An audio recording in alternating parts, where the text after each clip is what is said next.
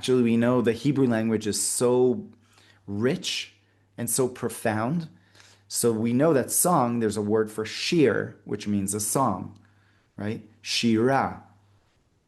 There's different expressions of song. But over here, the song is Rinah. Rinah is a song that we sing that comes specifically from a difficult place where there's nothing more beautiful than singing a deep ballad, right? That stirs the heart. That where does this ballad come from, right? In Hebrew, really, we have nigunim. I mean, we have the word nigun, right? Which a nigun really goes so deep and stirs the heart, right? So we start off like with a deep heart entrenching that we call out, right, to Hashem, right? Ti-di-da, ya ya ya ya ya ya ya ya ya ya ya, and there's so many beautiful nigunim. Ya ya ya ya ya. So that comes from the word Rina, from the in Eikhah, in the book of Lamentations. It says, Kumi Roni, sorry, not Shiri, it should say Roni, arise and sing in the night. Arise, right? Cry out in the night at the beginning of the watches. Pour out your heart like water before the presence of Hashem. Jeremiah, right? Yirmiyahu says in Lamentations. So Kumi Roni BaLailah. What is the idea of getting up and singing at night? So it has to do with a night type of an expression. What's the difference between the night and the day? So during the day, we have clarity, we have vision, we have warmth. So it's a time that, things aren't hidden, right? That there's a revelation. But the night connotes darkness, connotes a place of obscurity, that we have hiddenness going on in our lives, in our own inner worlds.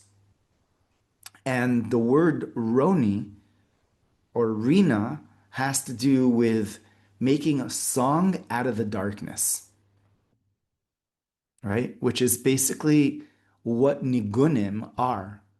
And nigunim, like a nigun is so deep, right? So the Hasidic nigun could just really just stir the heart because the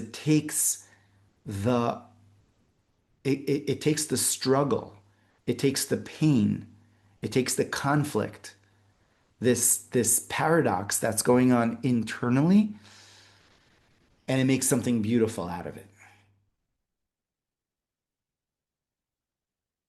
Right? So that's something that we all have the ability to reach into, right? The times that we're in right now, on a on a collective level, on an individual level. We're all going through there isn't like, oh, collectively things are, things are really insane. But like, I'm okay, everything is fine. No, we're all going through stuff. We're all being pushed, and our vessel is being expanded, right? Because it's all for the good ultimately, right? We're all our vessel is really being expanded. But as it's being expanded and we're going through this inner conflict, this struggle, so we have a choice of taking the struggle and making a song out of it and calling out to Hashem from this place of darkness. It's a name of a woman, Rinah, right?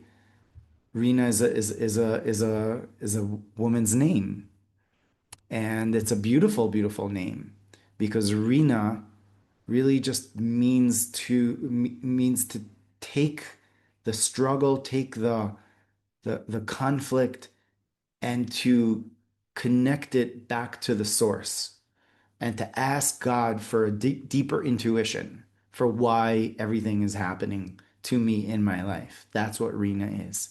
Kumi Roni BaLailah. Wake up at night and pour out your heart like water, right? Nochach pnei Hashem. Opposite, right? The face of Hashem.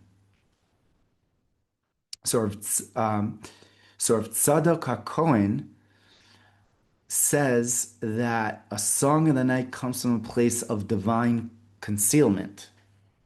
Shir, he calls it a shir shalayla. It's a song of the night that comes from a place of concealment. That when we could make a song out of the concealment, then we're making the most beautiful form of prayer to Hashem.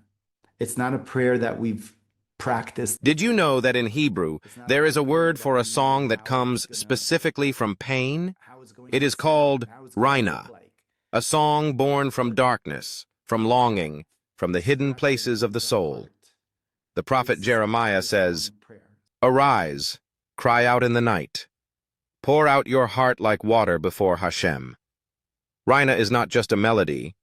It is a prayer that emerges when words fall short.